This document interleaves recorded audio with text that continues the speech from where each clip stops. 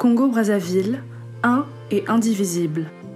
Il est temps de mettre de côté les rivalités politico-ethniques, dit Madame Chantal Malion.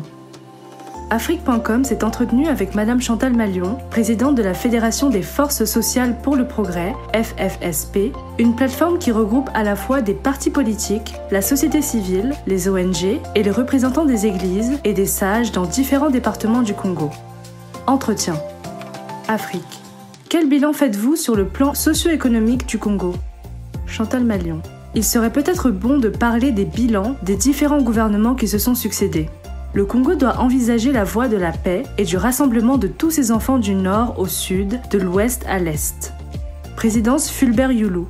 Après la proclamation de l'indépendance de la République du Congo, le 15 août 1960, le président Fulbert Youlou, qui y voyait l'émancipation, a entrepris d'exhorter son peuple sur le sens de la vie, des institutions et surtout à une prise de conscience sur les devoirs de l'indépendance, sur la nation congolaise respectueuse de l'ordre, l'union et la paix pour que le pays assume seul toutes les responsabilités qui lui incombent dans un monde en perpétuel bouillonnement où s'affrontent des blocs idéologiques tels qu'ils ne peuvent admettre ni tolérer les faibles, les mous, les hésitants.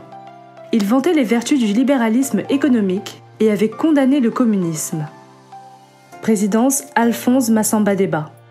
C'était l'homme d'une nouvelle constitution issue du référendum du 8 décembre 1963, un Conseil national de la Révolution, CNR, présidé par le président de la République et un Premier ministre, chef du gouvernement. Massamba-Déba mène une gestion saine et rigoureuse. Sous sa présidence, le Congo connaît un début d'industrialisation et le niveau de vie des Congolais s'améliore.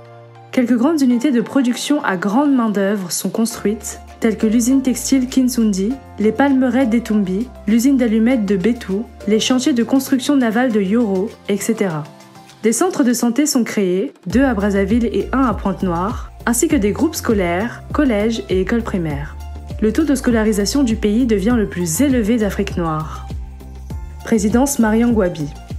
Le 31 décembre 1968, l'acte fondamental est de nouveau modifié. Marian Gouabi devient le 3e président du Congo à l'âge de 30 ans, après bien des péripéties militaro-politiques.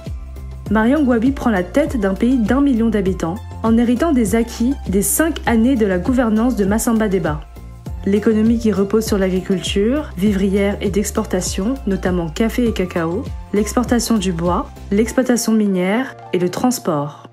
Dans ce dernier domaine, ses infrastructures, CFCO, voies Comilogue, voies fluviales et port de Pointe-Noire, et sa situation géographique lui permettent de jouer un rôle de transit pour d'autres pays de la sous-région, tels que le Gabon, le Cameroun, la Centrafrique, voire le Tchad. Le Congo dispose également d'une industrie agroalimentaire et textile naissante. Présidence Jacques-Joachim Yombi Opango.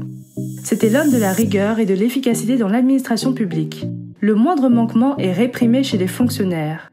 La perception des impôts et des droits de douane est menée de façon impitoyable. Cependant, les difficultés financières de l'État, apparues au cours des 2 dernières années de la présidence de Gouabi, compliquent la tâche du nouveau régime. L'État peine à tenir ses engagements et cumule salaires, dettes, etc. L'heure est à l'austérité, avec le slogan « Vivre durement aujourd'hui pour mieux vivre demain ». Présidence Denis Sassou.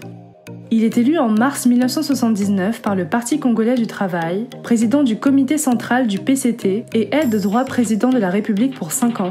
Et le 8 juillet, il fait adopter par référendum une nouvelle constitution. Il nomme Louis-Sylvain Goma Premier ministre. En mars 1992, la nouvelle constitution est massivement adoptée par référendum. Elle entérine la démocratie multipartite dans le pays et instaure un régime semi-parlementaire concentré autour de 3 organes politiques. Le président de la République, le Premier ministre et le Parlement bicaméral. Le président de la République est élu pour 5 ans au suffrage universel direct, rééligible une fois. Présidence Pascal Lissouba.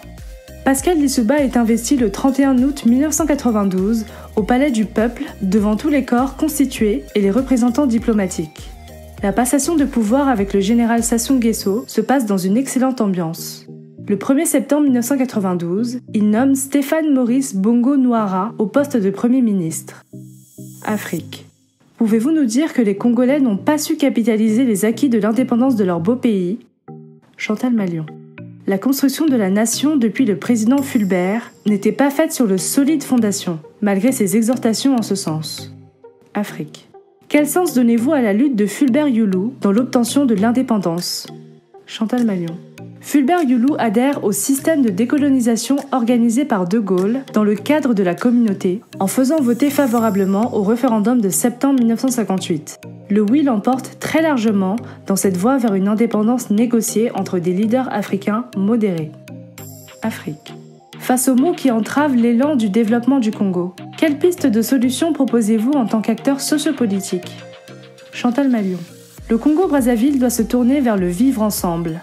Il est temps de mettre de côté les rivalités politico-ethniques entre groupes manipulés par des acteurs politiques mal formés aux pratiques démocratiques. Les crises répétitives nuisent au développement économique et social. Il est temps d'envisager des itinéraires d'une vraie réconciliation. C'est pour cette raison que notre mouvement est engagé continuellement vers la voie de la réconciliation.